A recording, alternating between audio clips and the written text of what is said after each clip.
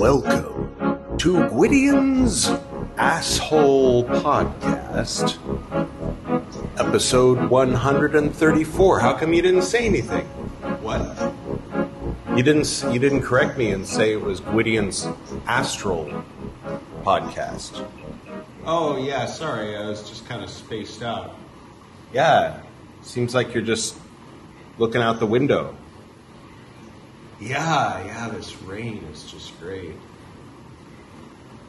So, nice place you got here. Oh, yeah, thanks for coming by. I'm glad you were able to leave the pyramid and all for a little while. Yeah. So is this what you do now? You stare out the window at the rain? Yeah, I mean, I do that quite a bit when it's raining. Huh. Cool. Published any books this year?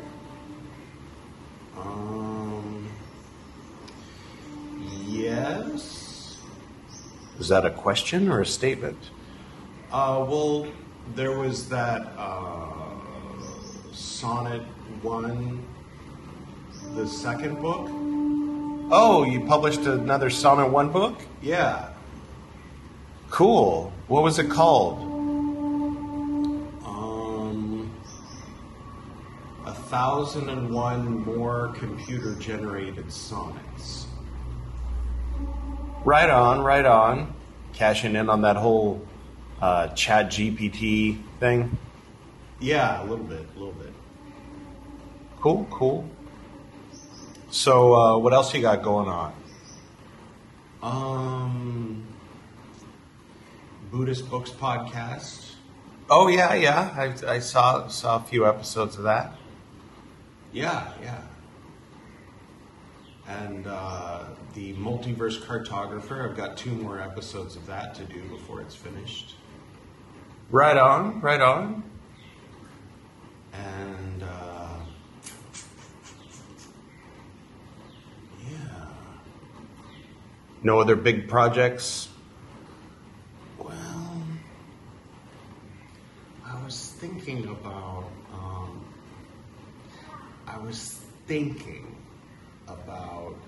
maybe starting to type up, because I have like that giant stack of those like 80-year-old pages from, they're not 80 years old, they're like 70 years old and 60 years old. My dad's old poetry. Oh, yeah. So I was thinking about typing it up and maybe publishing it. Oh, that sounds great. Yeah. You sound not so thrilled about the idea. Well, I mean, a lot of it's, I don't know if it would be interesting for people. I mean, maybe, some of it. But there's parts that haven't aged well. Oh, like what? Well, it seems like in the 50s or whenever he was writing that one called The Voice of the Hero Angel. Oh, yeah.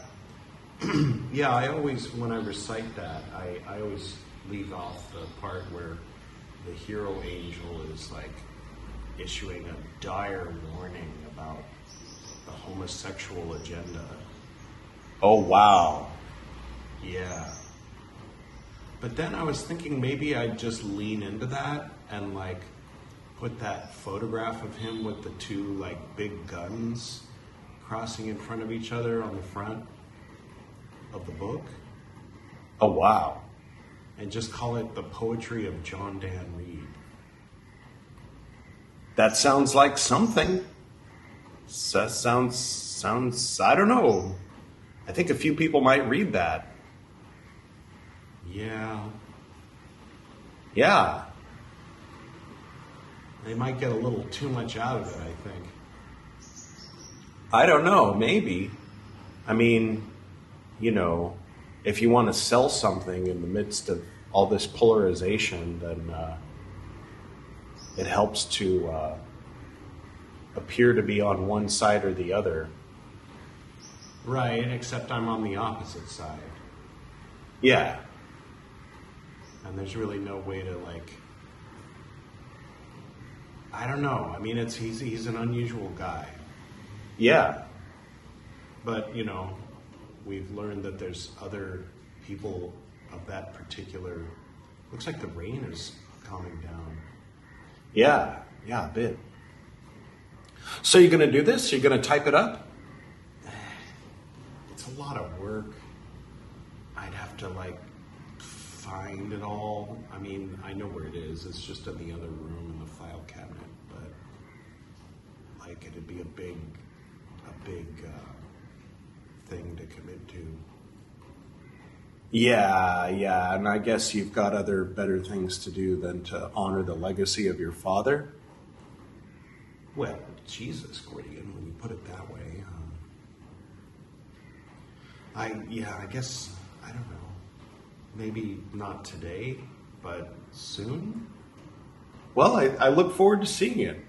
I think, you know, that would be something. Yeah. That would be something. Well, all right. I think I'm going to go ahead and move along with the episode. Shall I? Yeah. Sorry I wasn't very interesting today. That's all right, Edward. You know, you're not, obligated in any way to entertain my fans. Well, thank you, Gwydion. I appreciate that. All right. So for today, I thought it would be fun to play you a bit of this. At the ending of the night, at the limits of the light, Thoth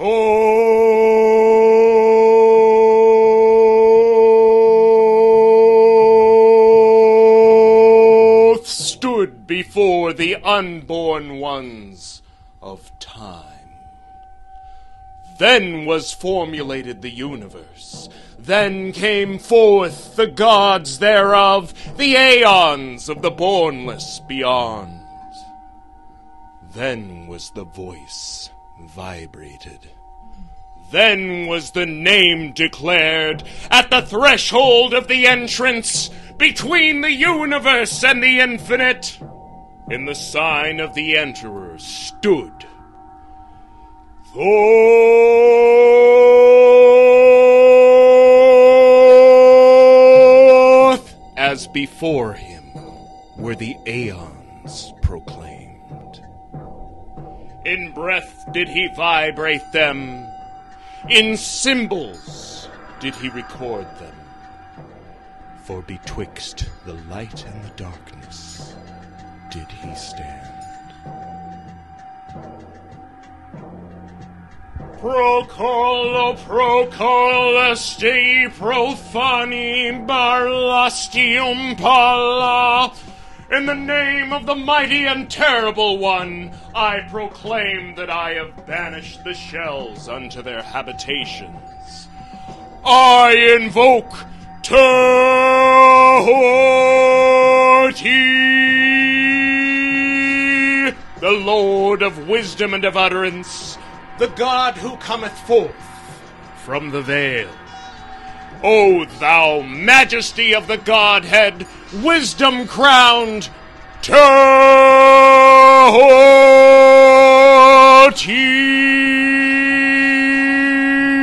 Lord of the gates of the universe, thee I invoke. O thou of the ibis head, thee I invoke. Thou who wieldest the wand of double power, thee I invoke. Thou who bearest in thy left hand the rose and cross of light and life, thee I invoke. Thou whose head is as an emerald and thy nemesis as the night sky blue, thee I invoke. Thou whose skin is a flaming orange, as though it burned in a furnace. Thee I invoke. Behold, I am yesterday, today, and the brother of tomorrow. I am born again and again. Mine is the unseen force whereof the gods are sprung, which is as life unto the dwellers of the watchtowers of the universe. I am the charioteer of the east, lord of the past and the future. I see by my own inward light. Lord of resurrection, who cometh forth from the dust, and my birth is from the house of death. O ye two divine hawks upon your pinnacles, who keep watch over the universe, ye who company the bier to the house of rest, and pilot the ship of ever advancing towards the heights of heaven, Lord of the shrine which standeth in the center of the earth. Behold, he is in me, and I am in him. Mine is the radiance wherein Thoth floateth over the firmament. I travel upon high. I tread upon the firmament of new. I raise a flashing flame with the lightning of mine eye, ever rushing onward in the splendor of the daily glorified roar, giving my life to the dwellers of the earth. If I say, come up upon the mountain, the celestial waters shall flow at my command. For I am Ra incarnate, Kephra created in the flesh. I am the idler of my father Tanu, Lord of the city of the sun. The God who commands is in my mouth. The God of wisdom is in my heart. My tongue is the sanctuary of truth, and God sitteth upon my lips. My word is accomplished every day, and the desire of my heart realizes itself as that of Ptah when he created his works. I am eternal, therefore all things are of my design. Therefore do thou come forth unto me from thine abode in silence. Unutterable wisdom, O light, O power,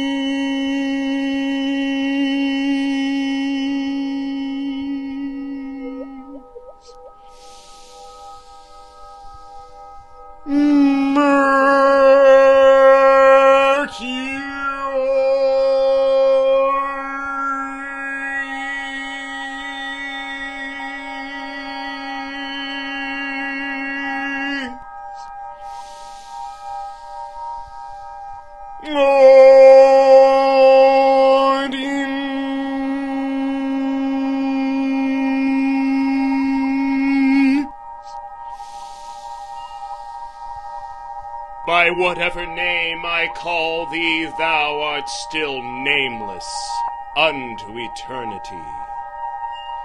Come thou forth, I say, and aid and guard me in this work of art, thou star of the east, which didst conduct the Magi.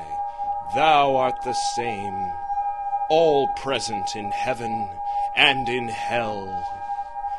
Thou who vibratest between the light and the darkness, rising, descending, changing ever, yet ever the same. The sun is thy father, thy mother the moon. The wind hath borne thee in its bosom, and the earth hath ever nourished the changeless Godhead of thy youth. Come thou forth, I say. Come thou forth. And make all spirits subject unto me. So that every spirit of the firmament and of the ether, upon the earth and under the earth, on dry land and in the water, of whirling air and of rushing fire, and every spell and scourge of God the Vast One, may be made obedient unto me. Such are the words. And since, full disclosure, I haven't, as I'm speaking to you now, decided yet what that would have been that I had played for you just then. I will leave it to the editor to dub in the name of whatever that was. That was the invocation of Thoth. Thank you, the editor. We'll call you Edward the editor, just for shits and giggles. All right. Well, I hope everybody's doing well on this fine Tuesday. And, all right. Yeah, I guess that's it. So, until next time, coming to you from South Goa, India at Edward's Place, this is Gwydion signing off and bidding you adieu, as they say in La France.